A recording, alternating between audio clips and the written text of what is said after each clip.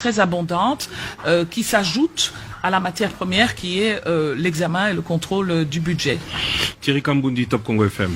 Madame, avant de revenir sur le terrain politique, puisque vous voulez qu'on parle plutôt budget 2021, moi j'aimerais avoir quelques précisions simplement. Combien gagne au nom de la redevabilité un député national, visible et invisible y compris? Juste question de précision. Un député national gagne le salaire qui lui est prévu par le budget 2020. Oui, c'est combien? Voilà. Et donc, on a le droit de savoir.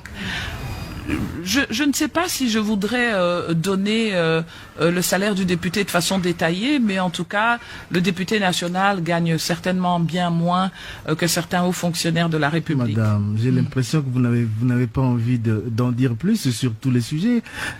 Un député national, c'est un élu du peuple.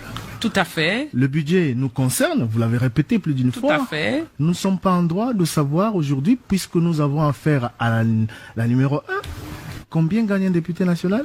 Non, je crois pas que c'est un secret. Je crois que vous avez suivi des débats sur les salaires des députés. Je crois qu'il y a eu un débat où on nous a dit, c'est scandaleux, les députés ou la présidente de l'Assemblée nationale a demandé $2000 de plus pour le salaire des députés. Alors je crois que je suis d'accord avec vous qu'il faut peut-être donner quelques explications pédagogiques.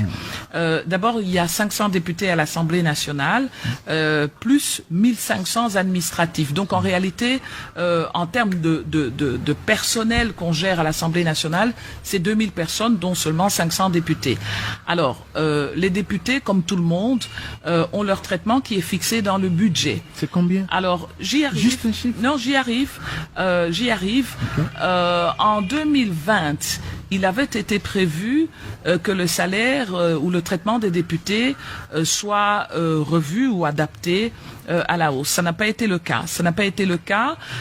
Et vous avez raison quand vous dites que le député a un salaire, vous avez dit salaire, plus invisible, mais en réalité, tout ça, ce sont des rubriques qui, mises ensemble, forment sa rémunération. Alors, sa rémunération est composée de la base, qui est un montant de base classique, auquel on ajoute ce que vous appelez la partie invisible, qui sont comme des primes d'activité parlementaire. Il faut savoir que les primes d'activité parlementaire sont payées sur les frais de fonctionnement du budget de l'Assemblée nationale. Savez-vous, par exemple, que les frais de fonctionnement de l'Assemblée nationale n'ont pas été payés depuis 4 mois? Et ça, c'est une réalité. Ça veut dire que ces députés-là n'ont pas perçu une partie de la quotité de leur salaire parce qu'il y a 4 mois d'arriérés de frais de fonctionnement. Alors, je ne devrais pas le dire parce que je crois que toutes les personnes qui sont dans le secteur public, avec l'impact du Covid, ont vu quand même les finances de l'État être fortement secouées. Mais nous, au niveau des députés, on a accepté cette difficulté-là et on n'en a pas fait un étalage excessif. Ça montre aussi, en fait, de manière beaucoup plus globale, que la question de rémunération, pas seulement que des députés, mais de tous ceux qui sont dans le secteur public, est effectivement une question qui mérite d'être discutée et revue. D'un côté, vous avez des policiers qui ont un salaire dont on connaît le salaire.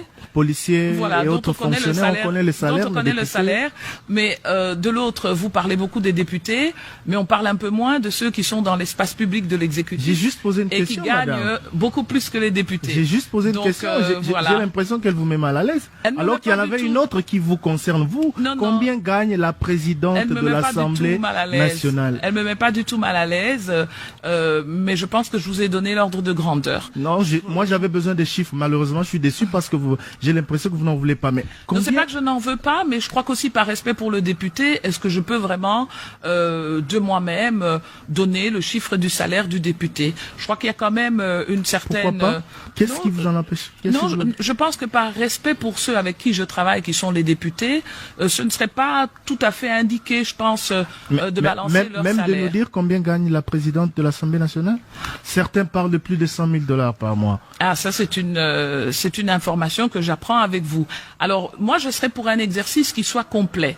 Dès lors que vous me parlez des députés, donnez-moi aussi le salaire de ceux qui travaillent au gouvernement, de ceux qui travaillent dans d'autres institutions de la République. C'est là le problème, madame. Vous, dirigeants, ne communiquez jamais vos salaires. Le Congolais lambda ne sait pas combien gagne Madame Mabunda, alors qu'il sait combien gagne votre collègue président de l'Assemblée nationale en France ou dans d'autres pays. Pourquoi un secret autour de tout cela? Non, c'est une question pertinente et je suis d'accord avec vous que nous devrions l'évoquer, mais de façon globale.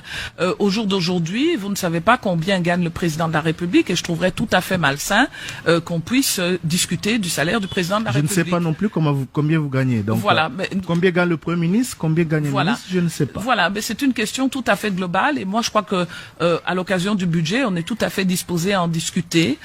Mais s'agissant de mes collègues députés, parce que je peux être leur patron, mais je suis leur collègue.